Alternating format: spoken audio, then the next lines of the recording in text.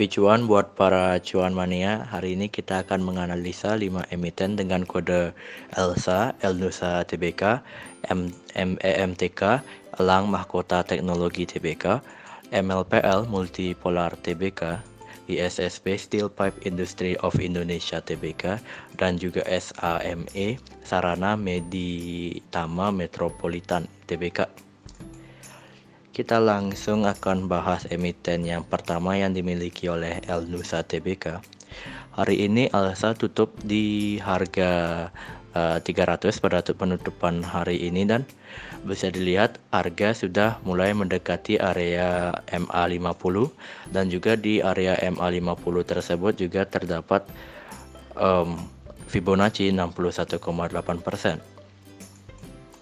Lihat dari volumenya juga, 4 hari kemarin melakukan volume penjualan yang cukup signifikan.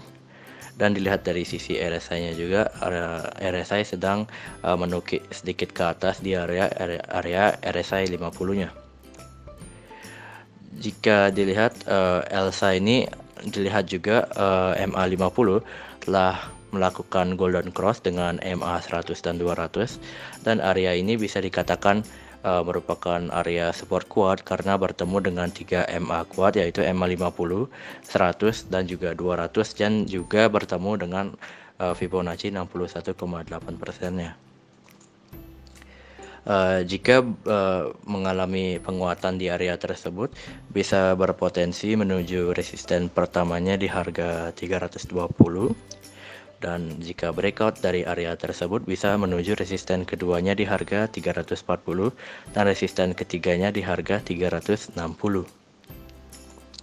Tetapi jika ia breakdown dari area MA 200-nya, dia bisa berpotensi menuju support horizontal keduanya di harga 272, dan jika breakdown dari area support 2 di harga 272 tersebut bisa menuju area resisten ketiganya di harga 252.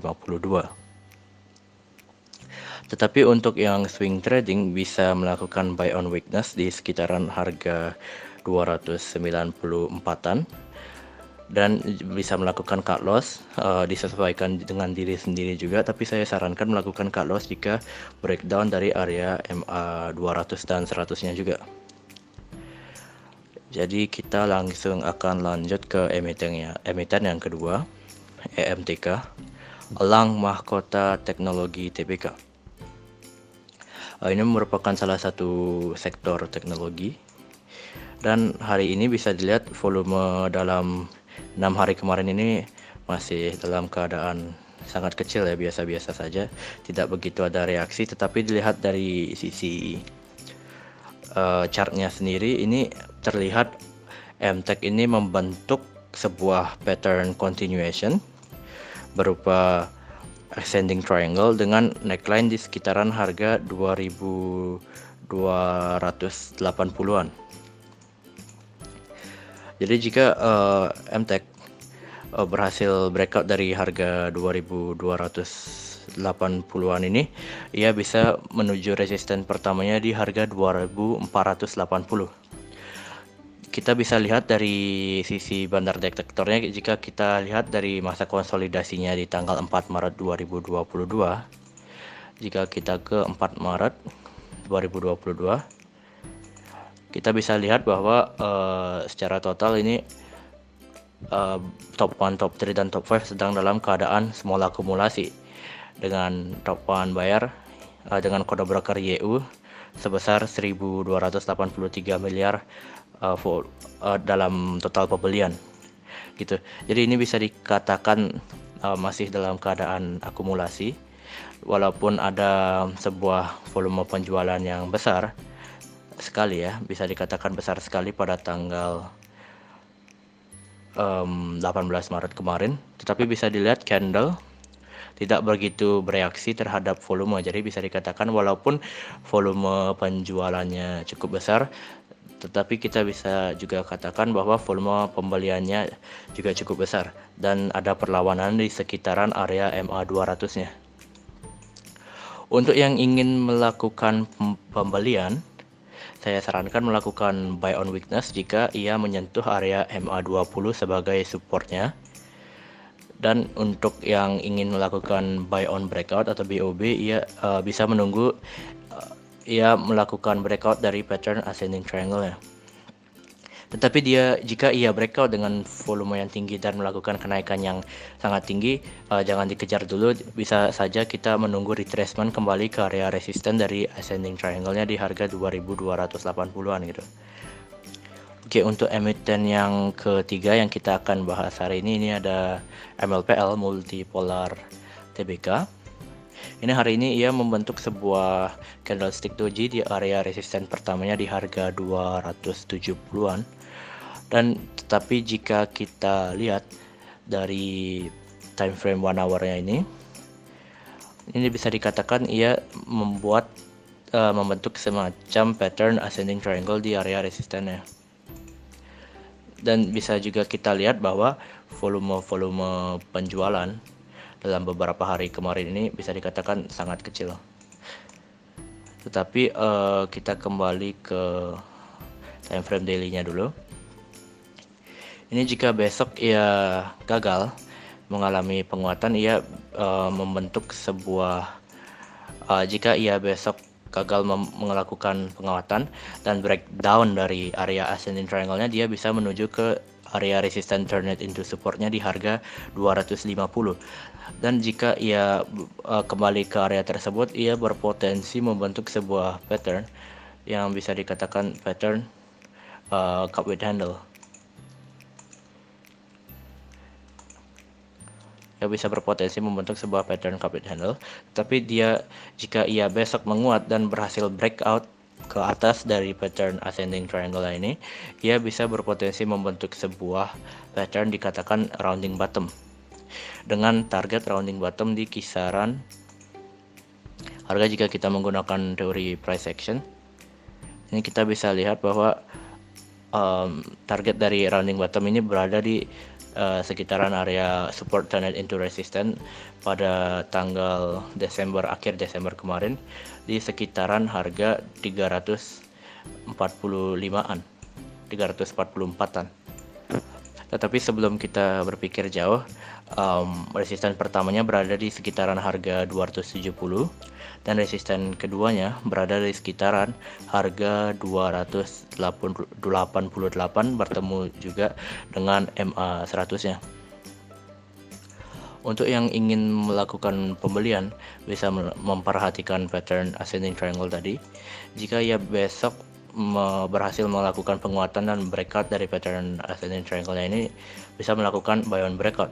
Tetapi jika ia breakdown dari pattern ascending triangle yang menuju ke area resistance turn it into support di harga 250, ini bisa melakukan sebuah buy on weakness.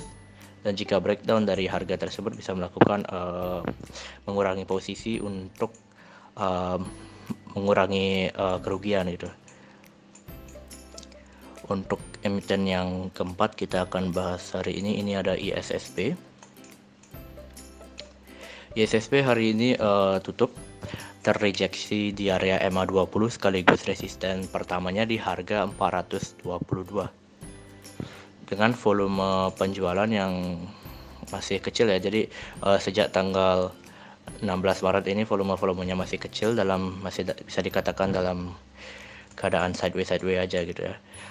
Jadi kita bisa lihat bahwa harga sedang berkonsolidasi di sekitaran area Fibonacci 78,6%-nya dan area resisten pertamanya di harga 422. Ini masih sideways aja. Jika kita ke area time frame 1 jam ya, ini bisa dikatakan kalau misalnya besok ia gagal melakukan penguatan dan kembali ke area Fibonacci 78,2%-nya, dia bisa berpotensi membentuk sebuah pattern reversal yang bisa dikatakan triple bottom.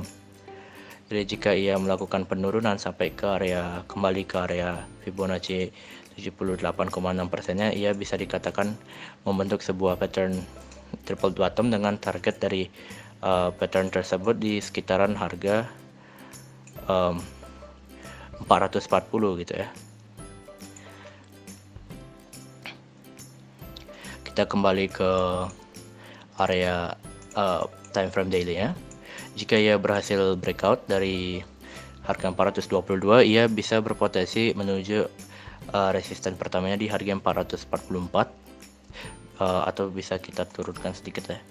Bisa kita bawa ke harga 440 sebagai resisten keduanya, dan jika berhasil breakout dari area tersebut, dia bisa berpotensi menuju ke resisten ketiganya di harga 476. Tetapi bisa juga dilihat kalau misalnya ia berhasil menuju ke area resisten ketiganya, ia juga berpotensi membentuk sebuah pattern yang bisa dikatakan pattern cup handle di sekitaran dengan neckline di harga 476 gitu, dengan retracement handle sebesar 78,6%. Dan jika ia berhasil breakout dari cup handle, dia bisa saja menuju menembus dan membuat all time high baru gitu. Tetapi perlu diwaspadai juga jika ia breakdown dari area MA50 dengan time frame daily-nya, ini disarankan melakukan cut loss karena ia bisa menuju ke area MA200 sebagai support keduanya. Dan area MA50 dan MA200 ini cukup jauh, jadi bisa dikatakan disarankan untuk melakukan cut loss terlebih dahulu dan ambil lagi jika ia harga sudah mendekati area MA200 gitu. Untuk emiten terakhir yang kita akan bahas hari ini ada SAME, Sarana Meditama Metropolitan. Hari ini SAME tutup dengan volume penjualan yang bisa dikatakan cukup tinggi, 2 kali lipat rata-rata 20 hari volume kemarin. Dan jika kita lihat ini kemarin ia berhasil beberapa hari kemarin dalam tanggal 24 Maret ini dia berhasil breakout dari area MA100 ya. Setelah melakukan downtrend yang cukup lama, ia berhasil breakout dari MA100-nya dengan volume yang tinggi, dan hari ini telah berhasil breakout juga dari resistennya di harga 414 yang sekarang berlaku sebagai support. Jika kita ke time frame yang lebih kecil, bisa dikatakan hari ini pada siang tadi harga berhasil menyentuh area demand pertama di sekitaran harga 412 sampai 406-an. Dan jika ia berhasil memantul di area tersebut, ini bisa dikatakan ia membentuk sebuah pattern yang dikatakan rounding bottom weekly test dengan neckline di sekitaran harga 414. Jadi ia bisa membentuk sebuah pattern yang dikatakan rounding bottom weekly test. Jadi dia akan melakukan retest ke area neckline-nya kembali, dan dia akan melanjutkan kenaikannya.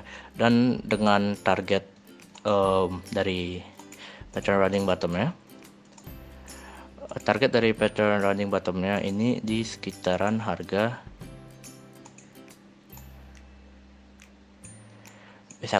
bisa kita katakan di sekitaran harga 480-an merupakan target dari pattern rounding bottom-nya.